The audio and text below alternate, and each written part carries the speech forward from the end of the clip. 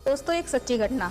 एक रात जब बाबा साहब पढ़ाई कर रहे होते हैं तो उनका एक नौकर साहब के लिए चाय लाता है और चाय टेबल पर रखकर अपने घर चला जाता है। बाबा साहब चाय के बहुत शौकीन थे, लेकिन होता ऐसा है कि सुबह जब वह व्यक्ति आता है और देखता है चाय टेबल पर वैसी की वैसी पड़ी थी जैसे वह छोड़कर गया था। जब वह देखकर बाबा साहब के पैर छूता है तो बाबा साहब को लगता है शायद ये उनका टोमी है, लेकिन जब उन्होंने ये देखा कि यह तो उनका ही एक नौकर है तो रोते हुए साहब से पूछा, आप रात भर जागकर क्यों पढ़ते रहते हो? इसमें बाबा साहब ने उत्तर दिया, मेरा समाज अभी सोया हुआ है, इसलिए मैं पढ़ता रहता हूँ ताकि मेरे बाद इस देश का कोई भी व्यक्ति अनपढ़ ना रहे, बल्कि वह अच्छे मुकाम पर पहुँचे और उसके साथ कोई भेदभाव ना रहे।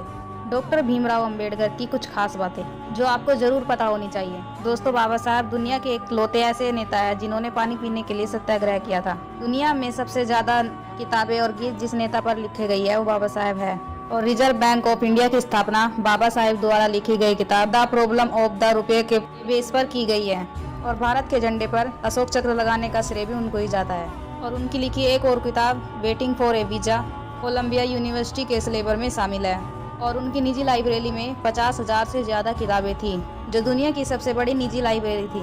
और दोस्तों, महिलाओं के लिए हिंदू कोड बिल भी उन्होंने ही पास कराया था। और गर्भावस्था में महिलाओं को मिलने वाली मैटरनिटी लीव भी उन्होंने ही बनाई थी। दोस्तों, ऐसे महान नायक के लिए एक लाइक तो बनता है।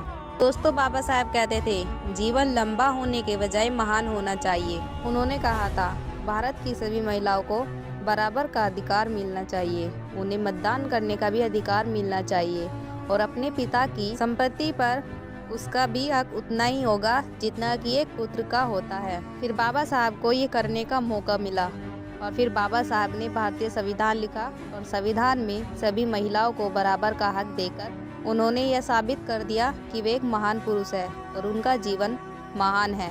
ऐसे महान पुरुष बाबा साहब भीमराव अंबेडकर जी को कोटि कोटि नमन। दोस्तों, अपनी वकालत के समय बाबा साहब को एक केस मिला जिसमें एक लड़के को फांसी लगने वाली थी। उनके माँ बाप ने उनके ऊपर अपने सभी पैसे खर्च कर चुके थे अपने एकलौते बच्चे को बचाने के लिए। बाबा साहब ने उस केस को लिया और केस को लेकर जज के पास गए। जज ने एक एक करके सबकी दलीलें सुनी और बाबा साहब को कहा, क्या आप भी कुछ कहना चाहते हो? बाबा साहब ने कहा, नहीं, आप अपना फैसला सुनाएं।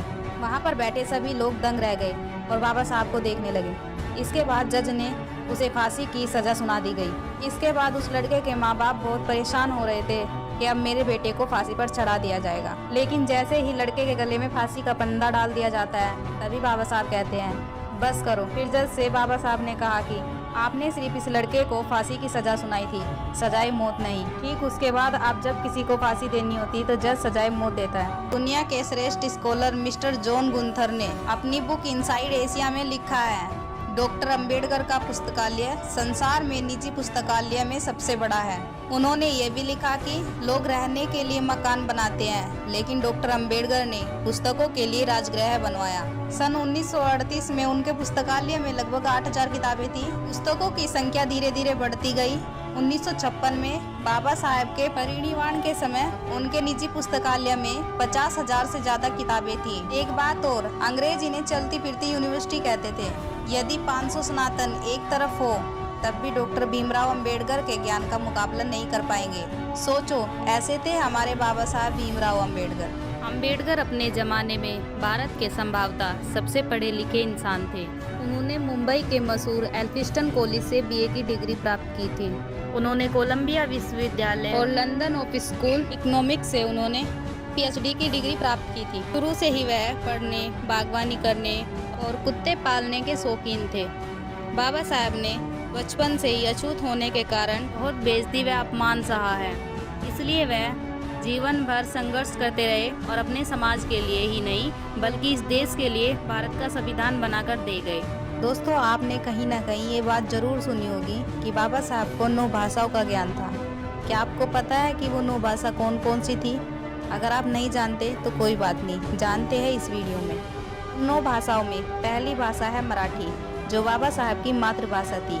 दूसरे नंबर पर है गुजराती, तीसरी हिंदी, चौथी इंग्लिश, 5वीं, 6ठी और 7वीं भाषाएं हैं फ्रेंच, फारसी, जर्मन, जो कि अंग्रेजी की तरह ही विदेशी भाषाएं थी। इसी के साथ आखिरी की 2 भाषाएं संस्कृत और पाली। बाबा साहेब संस्कृत और पाली के बहुत अच्छे विद्वान थे और साथ ही उन्होंने द पाली ग्रामर की भी रचना की थी। बाबा साहब की ये 3 बातें आपको जरूर सुननी चाहिए। नंबर 1, भारत की राष्ट्रपति दलित हो सकता है, लेकिन मंदिर का पुजारी दलित नहीं हो सकता। राष्ट्रपति बनना संविधान की देन है और पुजारी ना बनना धर्म की देन है। नंबर 2, जुर्म के आगे दुश्मन भी झुक जाएगा, हौसला बुलंद रखोगे तो वक्त भी रुक जाएगा। बाबा साहब कहते थे, अगर एकता से चलोगे तो ये इंसान ही क्या, आसमान भी झुक जाएगा। नंबर 3, अपनी झोपड़ी में राज करना दूसरों के महलों में गुलामी करने से कहीं ज़्यादा अच्छा है। दोस्तों, आज की वीडियो में बस इतना ही। अगर आपको यह वीडियो पसंद आई तो वीडियो को लाइक कर दे। अगर आपको ऐसी जानकारी सुनना या पढ़ना अच्छा लगता है तो हमारे चैनल अंशु की क्लास को सब्सक्राइब करें। और दोस्तों, वीडियो को पूरी देखने के लिए आप सभी का दिल से धन्यवाद। मिलते हैं आपसे अगली वीडियो में, तब तक के लिए बाय बाय।